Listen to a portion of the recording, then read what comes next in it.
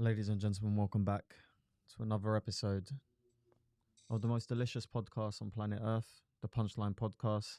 Make sure you like, subscribe, slap your dad. To my left, I have Farhan, less ugly today, solo. Look at you, cabbage. Why are you not as ugly as usual today? What's happened? Don't know, man. Got a fresh trim. Yeah. Yeah, sun's out. Yeah. That's it, man. Now if we just sort out the eyebrows. Oh, yeah, my eyebrows are a bit... Me and Farhan were talking a few days ago about how as our comedy careers grow, which they are... That's... I don't want to touch you. We need to get sexier. We do. So what's on the checklist of things we need to do to be sexy? New hairline, probably. Yeah, that's a bit of an extreme one. I don't know if we need that, but I'm jumping on the minoxidil next week. New teeth. Not just whitening. Whiten our teeth. We need to just whiten our teeth. I need to lose a bit of weight. I don't want to get ripped because I think my jokes won't work if I'm ripped. No one wants to laugh at someone who can destroy them. Yeah, remember Seth Rogen? Seth Rogen, when he got slim, he wasn't funny anymore. Yeah, as an actor. Jonah Hill. Yeah, Jonah Hill. He got all serious and won Oscars and shit. Fuck him. What a prick. Yeah. I'm still in the process of losing weight. I'm wearing these. I haven't been able to wear these trousers in like 2 years. Yeah. But since I'm down 8 kilos, so they fit now. Mashallah. Which I'm very happy about. That's nice. I'm in the process of becoming sexy. But I do think it's unfortunate, but we do need to get sexier. Yeah. Our girlfriends like us for who we are. Yeah. But that's not enough. Kind of. Why did you say that like, yeah? Yeah, I don't know. Yeah, I guess she does. I guess she does. Girlfriends are haram, that's why I don't want people to know. Yeah, but no one needs to know. That's true. Yeah. Everyone we said it, but no one needs to know. Yeah, how was your week in comedy last week, man? My week in comedy, what did we do? I've forgotten. All I can remember is last Wednesday I started the week off, I guess, with 0596 Club, 96 Club. Oh yeah, that was fun. I headlined. Ooh, headlined. Look at you. Come on, bro. Good gig, man. Is that you on that? There was like 17 brown guys on, so yeah. Change that name to 911 Club, Johnny. Okay. We should before we carry on for our regular listeners. So young Lucas couldn't be with us today because he's getting his hair braided in a culturally inappropriate way. Yeah. So today we have Asian Lucas sang, ladies and gentlemen. Oh, hello, I'm an Asian Lucas. I'm just kidding. What's up, everybody? Just kidding. That's not okay. That is not okay. That's not what I sound like. Nice to meet you. I'm Sang. What kind of Asian are you? Would you say you're like a dominant Asian, or would you say you're one of those submissive Asians? Which one would you say you are? Ask my ex.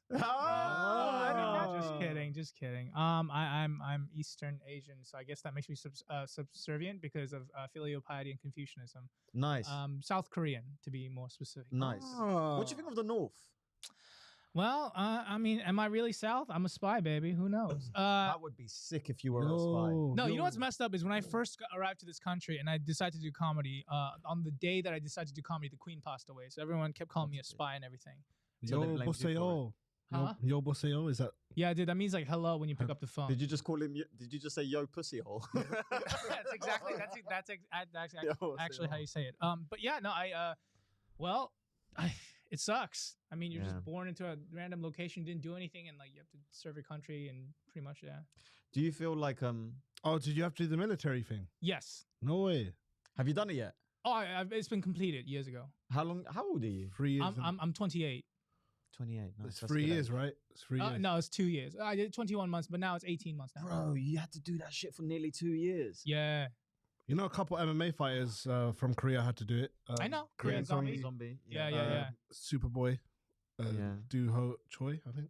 Yeah. Huming Song didn't have to do it, right? Oh, he didn't?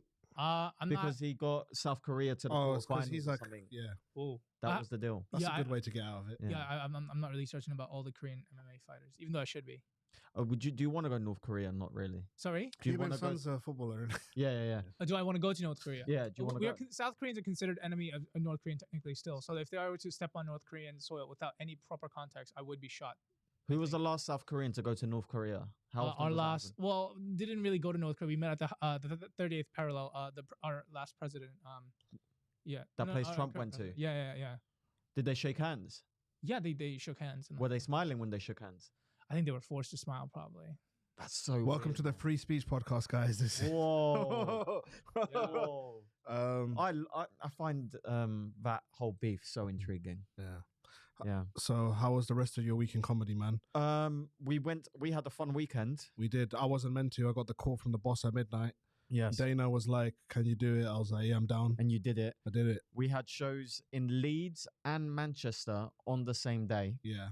The first show was at a very famous venue called The Wardrobe. A lot of great comedians have performed there. Yeah. I hosted that and you opened. I did, yes. And then we did the Frog and Bucket. We got an Uber from Leeds to Manchester. We got a £70 Uber. We didn't pay for it, which is fine, but that's the longest Uber I've ever been in. A 40-mile Uber trip to the Frog and Bucket. And then what did we do? You opened there? Basically, Leeds started at 6 p.m. We left at 7. Yes. We got to Manchester at 8. Yeah. The host went on. I went on at 8:15. You went on at 8:25, 8:30. Our train was at 8:55 from Manchester. Bro. And the walk from the club to the train station was about 12-ish minutes. And you made it just in time. I had time to go get a KFC bucket for us, which we enjoyed. We enjoyed on the train, like a little romantic meal. So bro, when I say I don't think I've actually still recovered from that sprint from the Frog and Bucket to the train station. Should have just got Uber. Do you think? I was worried that the Uber might take ages. Yeah, I see. Get stuck in traffic because it's in central Manchester. And True. There wasn't any traffic, but I was worried about it. Yeah, bro, I was hurting. Yeah, because it was only a mile jog, but with a backpack, makes it so much harder with a backpack. Yeah. Oh man, I was sweating. But I enjoyed the gigs, KFC. man. They were good gigs, man. Good crowds. Felt good up there. I just wish we had longer in Manchester to enjoy. Yeah, to hang out with some of our fans would have been fun. Would have been fun. But yeah, it was good, man. Can I just celebrate the fact that I sold about 20 tickets in Manchester? You did. And I'm not from Manchester. Yeah. And I don't know many people from Manchester. Well, if I was on the poster, I probably would have sold. You probably would have. Like 2 or 3. The people who bought the tickets for me would have bought the tickets for you as well. Maybe. It's the same cohort of people. No, I think they like you more, so. It's because I'm cuter. Yeah, I think so. I'm less... People... At nighttime, I'm less threatening. That's at true. night. Yeah. Because you at nighttime is a little bit scary. You got the murderous eyes. I do, yeah. Whereas I'm kind of like a little puppy, like, "Hi, how are you? Want to be friends?" No. Whereas you're like, "Yeah, so I do comedy. I kill everybody." But yeah, man, comedy going well for you. Do you like it? Talk about your BBC stuff, man. My big black cock. Oh, sorry. Whoa. Big beautiful. Whoa. Sorry, what? British born Chinese, mate. Oh, British born Chinese. Big beautiful Cypriot. He's Korean. I did an interview on the BBC. Yeah. I got interviewed on the BBC, and I've got another 2. I got one on Sunday, and I got one on Monday. Yeah. I'm the big beautiful Cypriot. It was fun. The interesting thing about BBC interviews, they're very easy because they just ask you lowball BBC questions. Like, how'd you get into stand-up? Like, there's nothing challenging. Do you know what I mean? And they very enthusiastic. Yeah, man. It's good, man. It was good. It's good for... We always talk about... This is kind of like inside baseball and it's a bit gross sometimes to think about.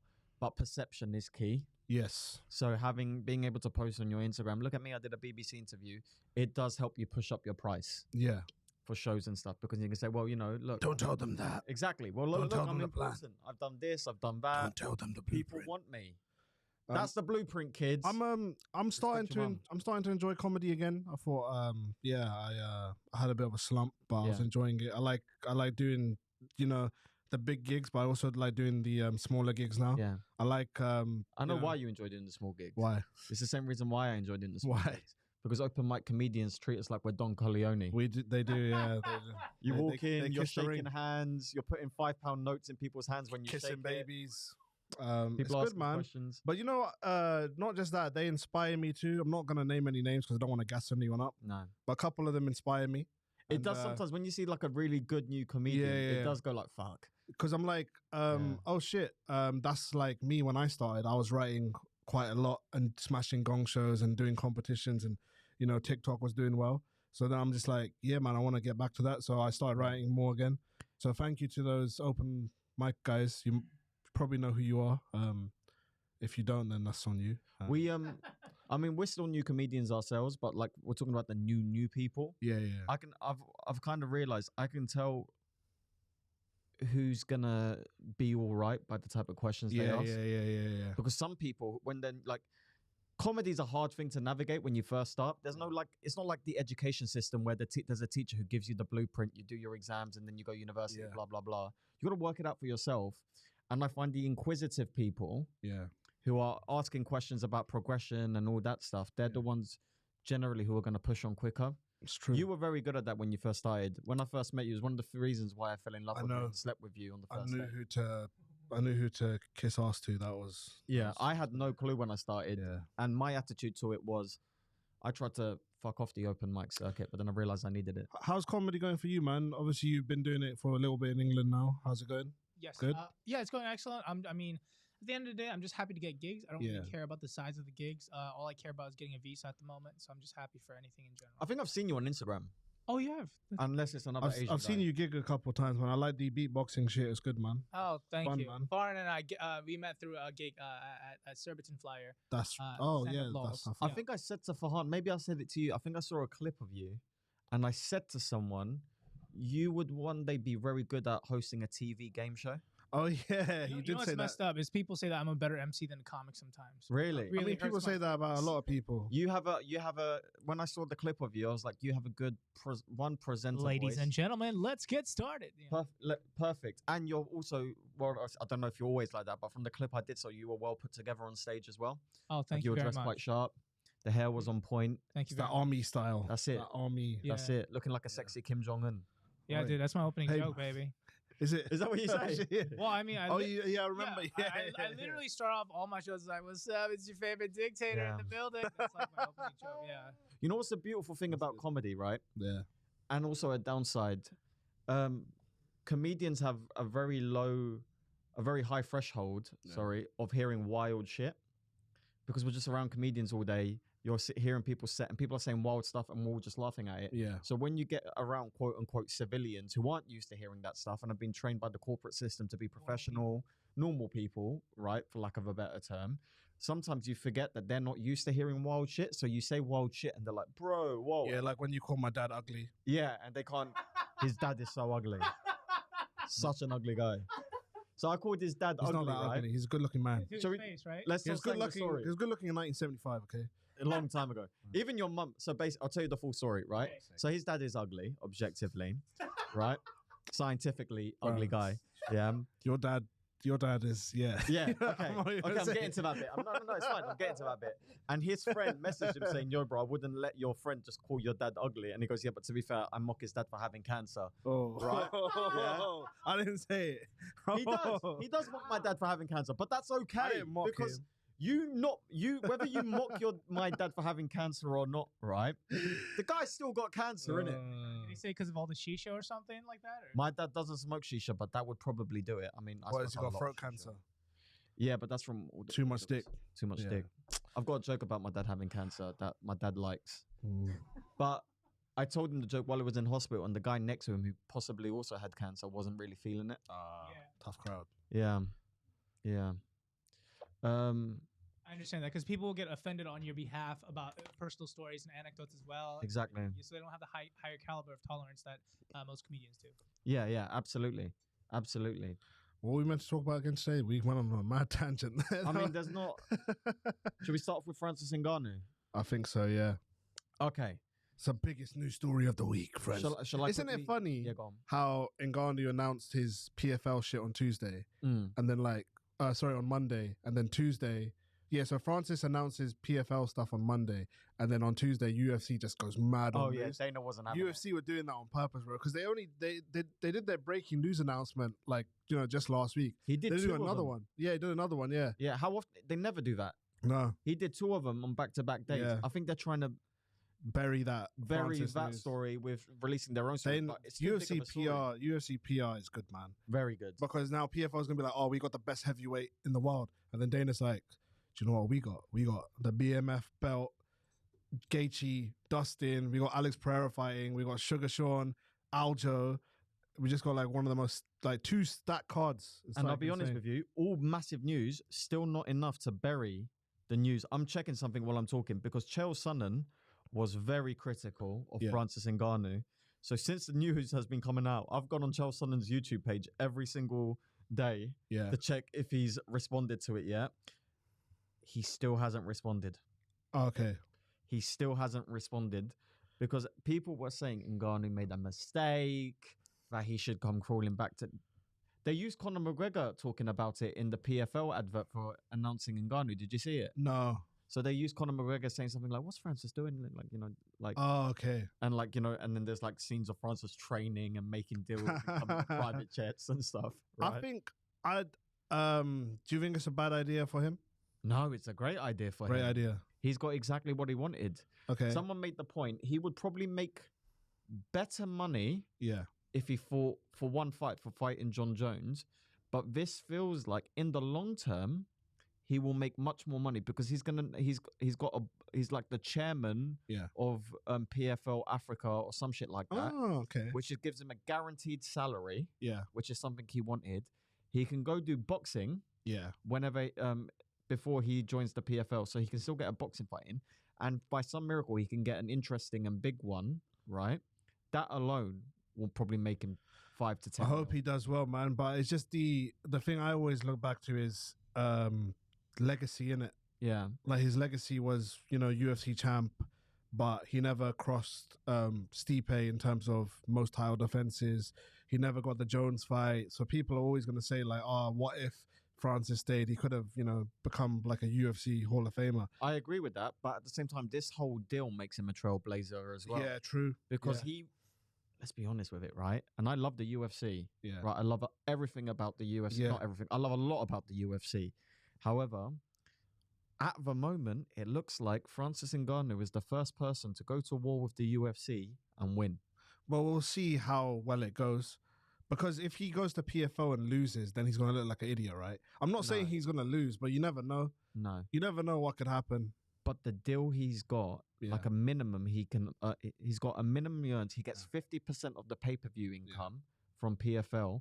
And he got his opponents a guaranteed $2 million salary if they fight him. That's pretty good. Bro, this contract is insane. That $2 million is just so those guys take the fight so they don't get knocked out too bad. You know how gangster it is to turn around to your employer and say, I hit so hard, these guys need at least $2 million because I'm about to severely change their life. Do you really do you know any actual heavyweights in the PFL that Francis could fight? Well, here's another reason why they gave him $2 million, right, for the opponents. Yeah. It's an incentive structure to get people over to the PFL. Yeah. So now if you're a UFC heavyweight and you're looking to extend your contract, you think to yourself, I've never made $2 million for a fight. Yeah. Fuck this shit. I'm going to go fight Francis Ngannou at PFL and take my chances. I'm just looking at a few names straight away. Like I could see Maurice Green and Jorgen De Castro, both guys that didn't do too hot in the UFC. Then there's a couple other names I don't really recognize. Yeah. But yeah, I guess he could fight whoever. I guess it's just about seeing Francis. It's not about who he fights, but they'll probably bring people over. Yeah. They'll probably start bringing some Bellator guys over. That £2 million will help. Yeah. They might get Fedor out of retirement. Please don't. Let Francis Ngannou knock out Fedor. No, just let Fedor retire in peace, man. I know, but money talks. Fedor versus Ngannou would look pretty good on a poster, I can't lie, but it would look amazing. But I'm thinking, they could probably take some other UFC heavyweights. Get some Bellator ones. Ryan Bader, why not? I don't know. Czech Congo. Ryan Bader might come. Yeah. Well, there's talks of PFL buying Bellator. Oh, okay. And if they do, that opens a whole massive avenue. And Francis Ngannou's first PFL fight isn't scheduled for until next year. Yeah. He's got the whole of this year to get his boxing fight scheduled. Yeah. And that's probably going to be in Saudi, and they're probably going to pay over the odds for the shits and gigs. Right? Francis did well, man. He did well. I just hope it goes well for him. I hope it all works out. And he did it, by the way, without a manager. Yeah. He doesn't have representation anymore. Wow. That's pretty good. He did it himself. Francis Ngannou's story. I'm going to summarize Francis Ngannou's story, right? Yeah. Grew up shoveling sand in Cameroon. Yeah. Escaped to France. That's not exaggerating. He literally escaped, lived in the forest a couple of times, nearly sank in boats to get to France, lived on the street for a bit, started training MMA, becomes a UFC fighter, becomes a UFC champion after losing his first title defense, then isn't satisfied with his deal anymore, so takes the UFC to war, and let's be honest, kind of won this round. So far, he's winning. Yeah. Right? And got himself a trailblazing deal that no one in MMA has ever gotten before. And he did it himself. And throughout the process to get that done, he taught himself English to get it all done. That's good. Very good. Bro, well done. What a life. Mashallah to him. That's a story. What a story. Yeah, I was just checking the Bellator rankings. I'm such a pussy compared to someone like Francis Ngannou. Just checking the Bellator rankings. The only one that I would like to see Francis fight is probably Ryan Bader, but we know how that's going to go. Then obviously there's a few other names. I think at some point he's probably just going to start fighting blown up light heavyweights. That's probably what's going to happen. Oh, and then sending them to the stratosphere. Pretty much, yeah. I want to see it. Just get Yo Romero over. Just Alistair Overeem rematch. Get him at PFL for $2 million because he just popped for PEDs in kickboxing. Why not? Yeah. One championship. I love how Alistair Overeem popped for PEDs and no one cared because it's Alistair Overeem. Yeah. To be honest, Ngannou can fight anyone, and it will sell. Yeah. They're not doing it because they don't care about the guy on the other side. The first fight will get eyeballs just to see him in PFL. Yeah. Because it'll be novel. Yeah. To see it follow through. Are they allowed their own sponsors and shit? It is disastrous financially for PFL if Francis loses, though. Oh, yeah. Massive. Like, they put a lot of... I think they're kind of counting on him being dominant there for this to work. Now, is it a great deal for Francis? Is it a good deal? Oh, that music is very loud. Yeah, I just noticed it. Yeah, I think they're having a party, an event. Right, hopefully... Can you hear it? Yeah, I've been wearing monitoring headphones for the whole time. Yeah. I didn't really fully hear it. It shouldn't capture like fully. Oh, it's not coming up on your end, is it? I Do you hear it? When we talk? No. Okay, that's fine. We'll just carry on then. Wicked. But yeah, that's good, man. I like that Francis got that deal.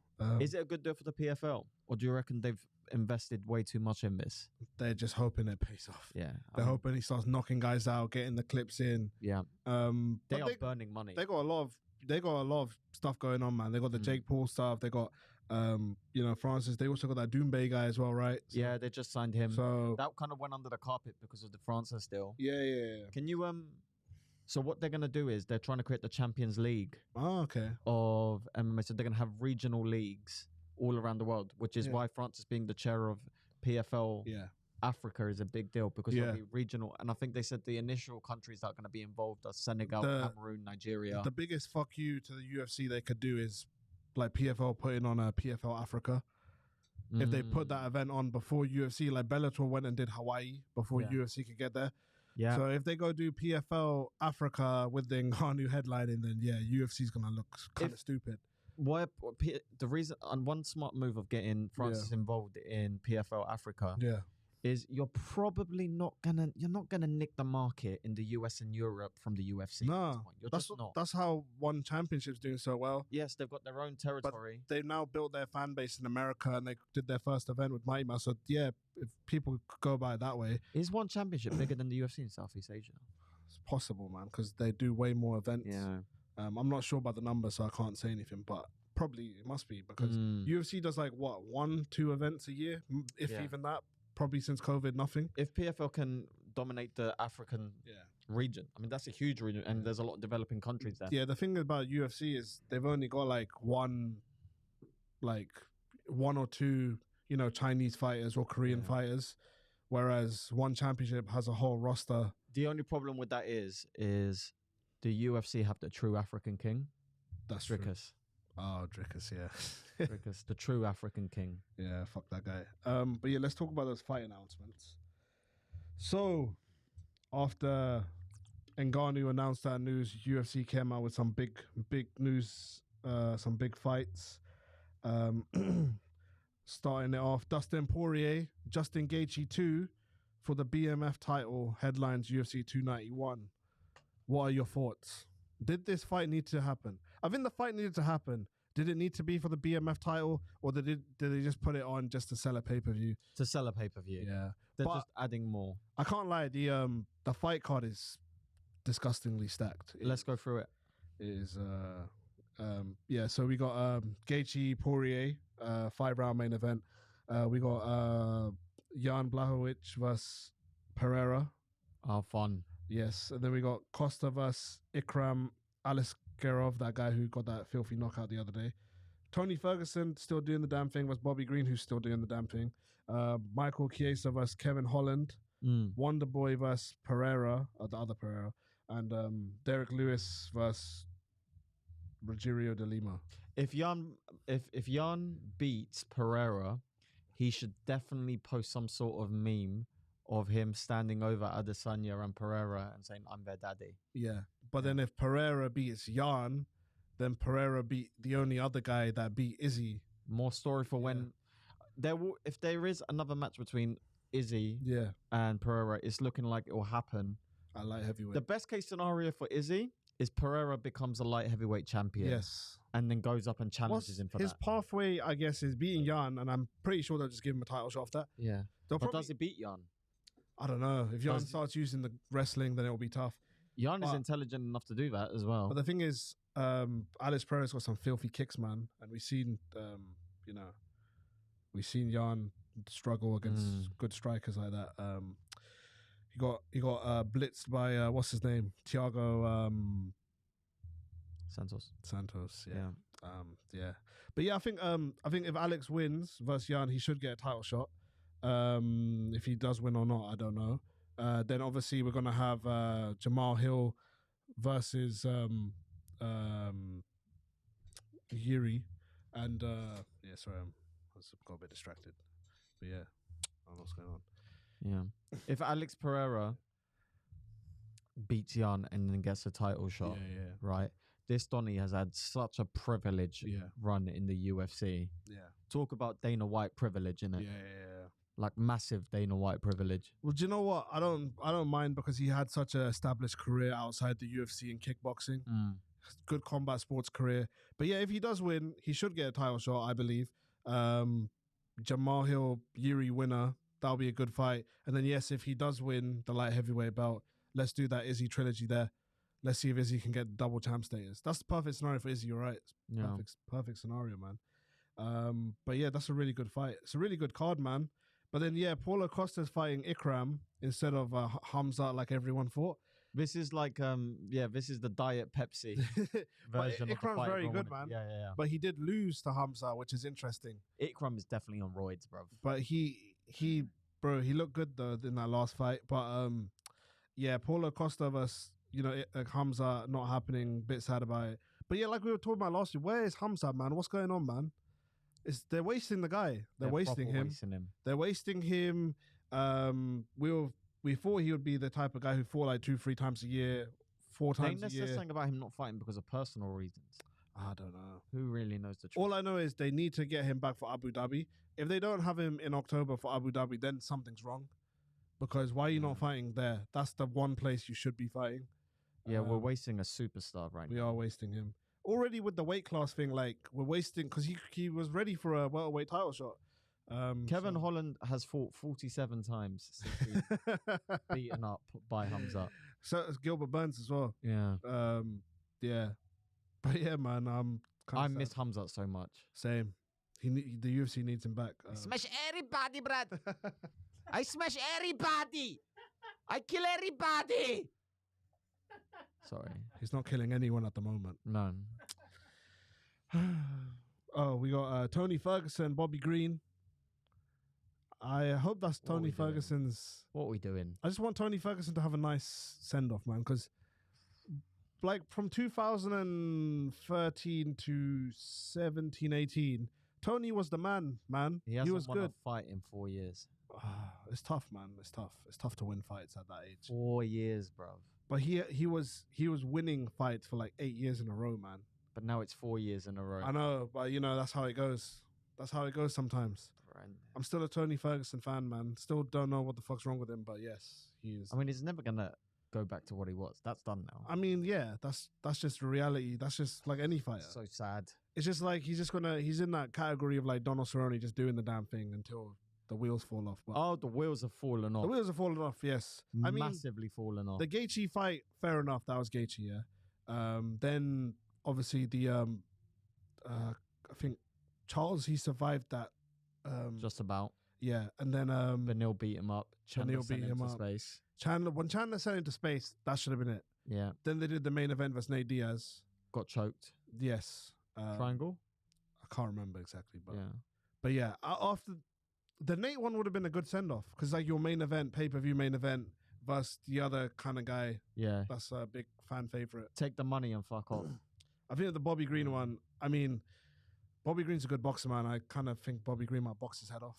Yeah, he's got an open stance. Yeah, Bobby Green's not really washed yet. Yeah, it's going to be a mess. It's going to be such a mess. The UFC got to stop doing fights like this where guys who are clearly way past their prime are just getting beaten up and everyone's just sad about it.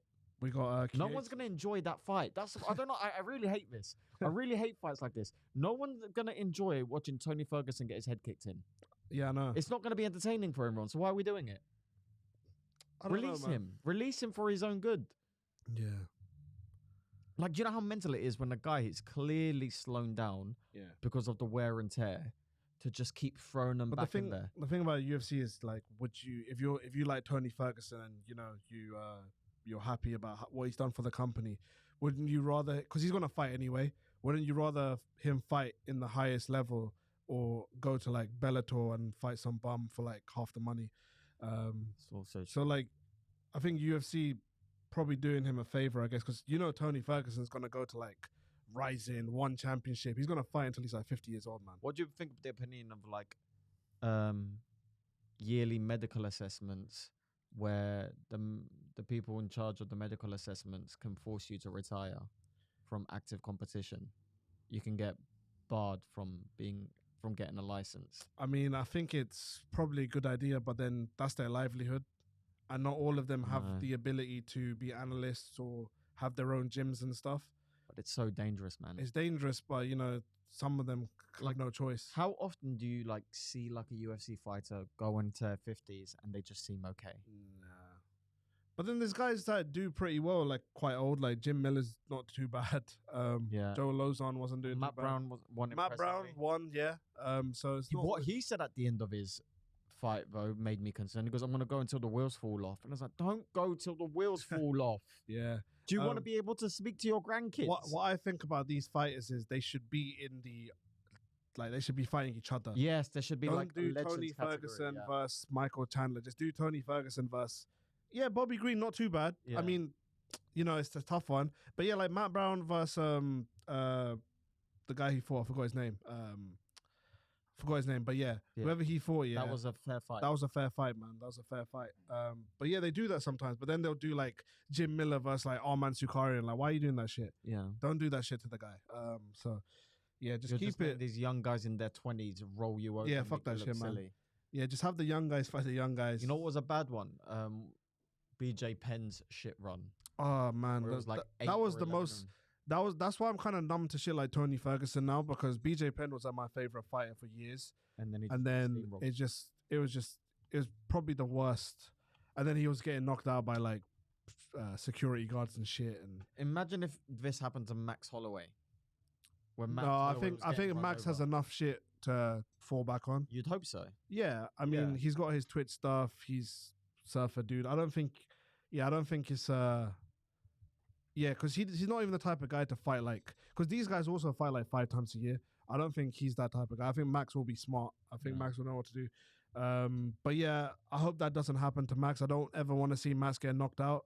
I can see it happening to Gaethje. Gaethje going on for too long. Yeah, he's one of those guys. Yeah. It'll be interesting to see what these two boys have left. Oh, yeah, let's talk about Dustin Poirier versus Justin Gaethje. What's your initial thoughts? How do you think it's going to go? I think Poirier will probably win. I think Poirier will win. I mean, we've seen this before, haven't we? We've seen it before. Like, it starts off like a barn burner, but then Poirier was a smarter fighter, and then he managed to, pick his shots. But then Gaethje is better since then too. But then I think Poirier is also better. So I'm going to go with Poirier again. Yeah, I think I'm going to go Poirier. I think they're so evenly matched, but I think Poirier will have enough about him just to get it over the line. Was it 3 rounds or 5 rounds last time?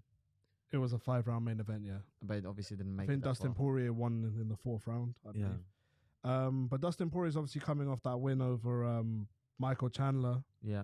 Good win. But, he did get hurt in that fight. But Dustin Poirier doesn't ever look old. Like he's 34. He's still pretty much in his prime. Yeah. He's got the one loss since Khabib. Charles Oliveira. Yeah. Yeah. That's a pretty good record. Yeah. Dan Hooker, Conor. Dustin Poirier's resume of the people he's beaten is so impressive. He might be one of the best fighters now to never win the UFC. Yeah, I think he might be, yeah. I mean let's go through all the people he's beaten. I mean, Dustin Poirier he's had a good career, man. He beat Michael Chandler, Conor twice, Dan Hooker, Holloway, Alvarez, Gaethje, Pettis, Jim Miller, knocked out by Michael Johnson, Bobby Green, Joseph Duffy, Medeiros, Ferreira, lost to Conor McGregor, Brandao. He also beat what's his name, Max Holloway, back in the day. Beat Max Holloway twice, Conor McGregor twice. It's an impressive resume. I would say one of the best not to win an official UFC belt. Time will look very fondly at that resume. Yes. Also, he's got, he's a fan favorite, man. He's always in fight of the nights, performance of the night. He's and his wife isn't in anyone's DMs. She's not for anything inappropriate. And he's got that hot sauce too. So I'm sure the hot sauce is delicious. But yeah, Justin Gaethje came off a win over quite a decent guy. Has Gaethje been a 50-50 fighter since the pandemic? What do you mean by that? In some win-loss? No, he hasn't. He went on a good run at one point, didn't he? So Justin Gaethje. After the Khabib loss, what's he been like? After Khabib, only Michael Chandler, Charles, and Fiziev. So he's 2-1. Right. So he won Chandler, lost to Oliveira, and beat Fiziev. But the Fiziev one was close. Some people thought Fiziev won, but still an impressive win, and he looked a lot more calculated in that one. People were saying, including myself, this might be the turning of the tides fight, where the young guy would have beaten him, but experience played a big part in that fight against Fiziev. Yeah, because in the last fight, it's like he remembered he could jab. Yeah. It's like it just came out of nowhere and he just started spamming the jab like it was Mortal Kombat. But yeah, right now I think Dustin will win. But if the smart Chandler shows up, we don't know, innit? Maybe he'll get it done. What other fight announcements were there? Some other ones. Oh, should we talk about this weekend's fights? Oh yeah, go on. Like Jailton Almeida and Rosenstrike. What a beast that Jailton Almeida guy is. That guy. Monster, man. I don't think we should get too carried away though. No, yeah, because he's undersized versus a guy like John Jones. Yeah. Because that's what you want to see. Because I mean, I don't know who would fight next, but yeah, I guess the route is John Jones. But people are so reactionary though. They'll be like, oh yeah, John Jones is gonna avoid Jailton Almeida. John Jones don't even know who the guy is, bro.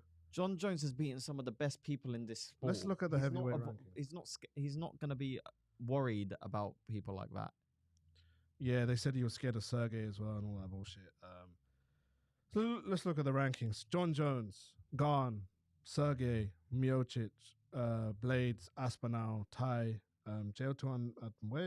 He's he's 9 now. So yeah, he needs a few more really good wins. I guess he could fight like a Volkov, Tai, Aspinall. After maybe he fights Tybura. UFC London card was a bit disappointing this year. I mean, they had a big one at O2. Yeah, it's not a but the new one was the only problem. Yeah, they need Paddy on it to juice it up. We should try and get media credentials for that. We should, yeah. That'd be sick. Give us some, please. That would be nice. UFC Europe, BT Sport, hook us up. Yeah, and then what's his name? Ian Gary looked good. Ian Gary looked great. Ian Gary looked very good. He's on a hot run at the moment, unbeaten. Very impressive. He called the head kick as well. He called the head kick, yeah. Yeah. Very nice guy. Nice man. It's coming along for him. It is, yeah. Changed his name oddly. Yes. To Mercado. His wife is Mercado. Oh, is that why? Yeah. Is he with the same missus he's always had? I'm not sure. Recently get a new missus and just quickly married her. I'm not sure. He's pretty young. I think she's had, she was with someone in the past. I think she has a kid from a different. I don't want to get into that, but yeah. Yeah. But I think they did it because they wanted the kids to have both names. That's So kind of it's sweet. Machado and Gary. So I think it's Ian Machado Gary. That's pretty cool. Yeah, I think Good for her him. name's probably the same. That's very progressive. Yes, very nice dude. Could never be me. Should we do Ian Gary? Ian Gary versus... Oh, he's not in the top 15 yet. Oh, wait, he's number 13 now. So should we do Ian Gary versus the top 15, or should we just do the 12 above him? 12 above him. Okay, so Ian Gary.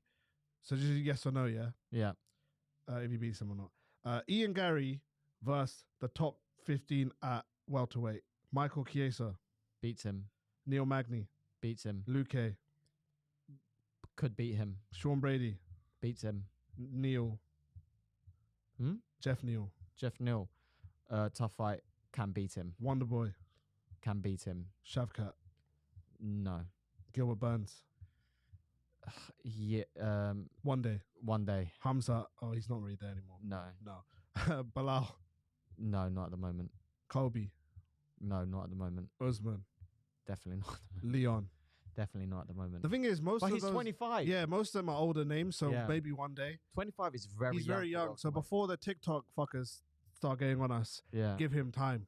Yeah. Give him time, and he might get there. But right now, he's a good top 13, top 10 guy. He's the youngest in the top 15 by far. Probably, yeah. Shavkat is probably the second youngest. Yeah, Shavkat's what, like 27? yeah, I think something so. like that. Yeah, Like that 25 is ridiculously young for. yes, If he didn't win a title in the next 5 years, yeah, he's still got time. yeah. That's mad. Yeah, Like he could lose to a few of those guys and Yeah. still come back. yeah. I mean, he and will have a lose. good career. He'll probably will lose to a couple. Yeah, he's going to lose to a couple of guys. But inevitably. yes, he could have a good career. So give the guy time, you fucking Animals. fucks. Anyway, Dirty bastards. basically, we said that because they get very hurt if we hype up a new young guy. Yeah. They're like, "Oh, why you say that, man? Like, fucking." Yeah, they can all suck. What else we got? What other fight announcements were there? Oh, yeah, they announced Sugar Sean versus Aljo in August.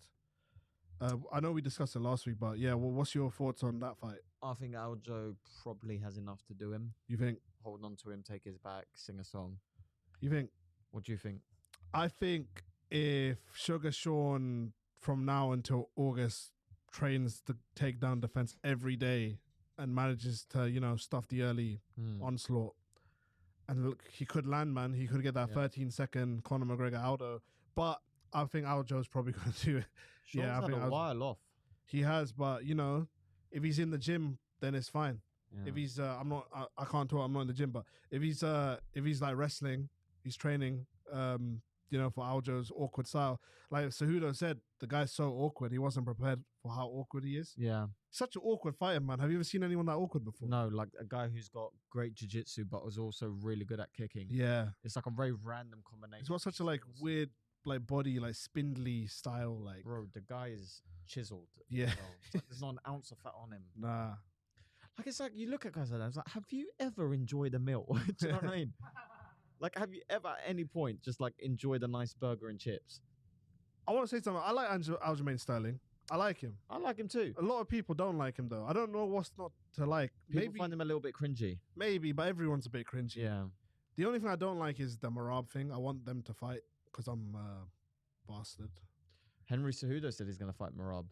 Yes. Oh, Henry Cejudo did say that. Yeah, Henry Cejudo did say he would fight Marab. Yeah. I think Henry can beat Marab. He could. He could, but if he loses, do you know how embarrassing that would be? It's not great. That would be fucking embarrassing, bro. It's not Not great. for normal fighters. For normal fighters, it's fine. For a guy like Cejudo, For Triple C. that is borderline career suicide for him. If he loses, It's a big risk. it's a big risk. So he better be prepared because Marab, he came in with the energy as I'm gonna be a free weight world champion, and then you're losing to Marab. because yes, Cejudo should be him. He should be better than him in every way. But Marab's got that engine, man. Marab, yeah. Got that engine that's not going to stop. That 3, recency 4, 5. bias in MMA is so strong. Yes. But I do think Cejudo should win that. But you never... A guy like Marab that's on a run like that, No, you can't count. it's a risky No. one. It's a risky one, and it's not too much reward because you're just going to get another title shot versus Aljamain. Or Sugar Sean if Sugar Sean wins. Exactly. If Sugar Sean wins, you'll probably guarantee the title shot anyway. Yeah. But Aljo will be on the sidelines campaigning for a rematch. No, I don't think Aljo. They won't give it to him. No. They won't give it to him. But he will be moaning about it, which also wouldn't be a good look to his friendship with Merab, because Merab's been waiting so patiently, and as soon as you lose the title, you're campaigning for a rematch rather than pushing for your mate to get the opportunity. Oh, fucking man. Oh, UFC 290 is so stacked as well. Go on. Volk versus Yair. Moreno versus Pantoja. Great fight. Whitaker versus Duplessis. Kill him! Not literally. Jalen Turner, Dan Hooker. Fun fight. Bo Nickel versus Trayshawn Gore. Sean Brady versus Jack Della Maddalena. Very good fight. Fun fight. Fun fight. Robbie Lawler versus Nico Price. That's how it should be, man. Yeah. Those old dogs on the card. Jimmy Crute versus Alonzo Menifield. Oh, it's a rematch. That's good. That's in T-Mobile Arena. But yes. Whitaker versus Duplessis. Initial thoughts. I hope Whitaker kicks his head off. Yes. But we hate Duplessis on this. I want Duplessis to win, man. Just so Adesanya can fight. Because do it for the ancestors. Look, if who's Adesanya gonna fight? There's no one. Hamza, but Hamza's not fighting anyone.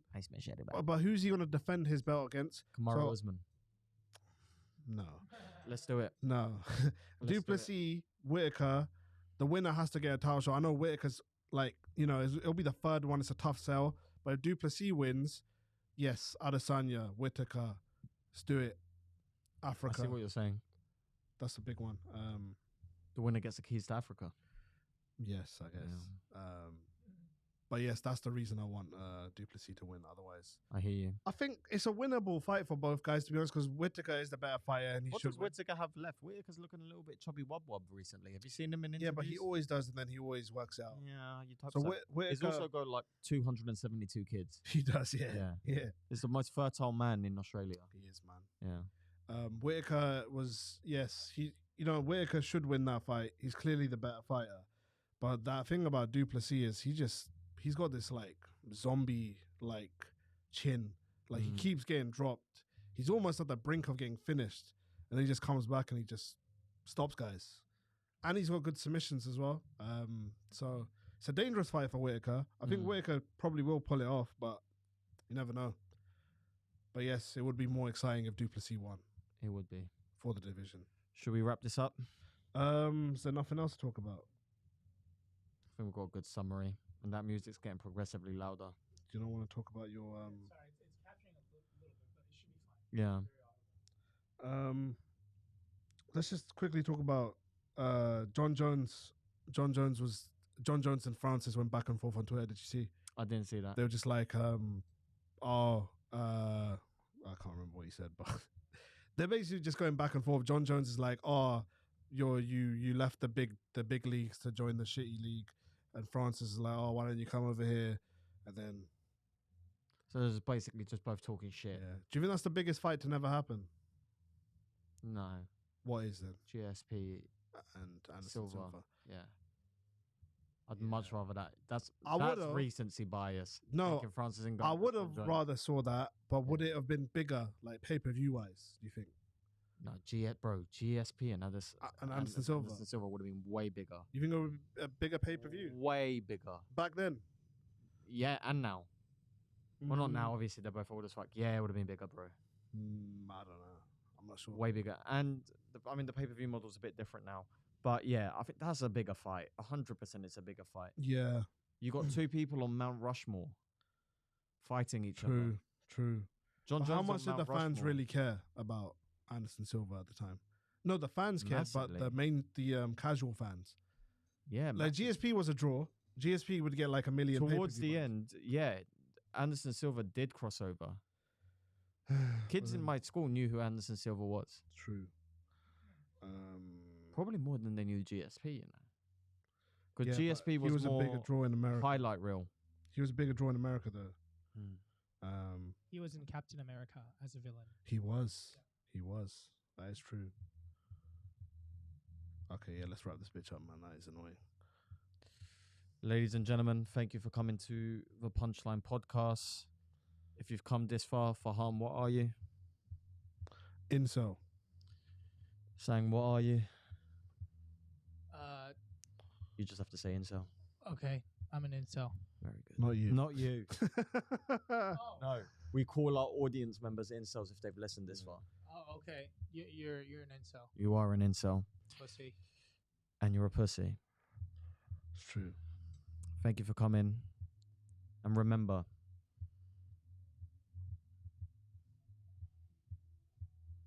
you'll probably never be happy. But enjoy it anyway. Goodbye. Alrighty. That's a wrap. Yeah. So sorry about that, guys. This party was spontaneous. It was not supposed to happen. No worries, mate.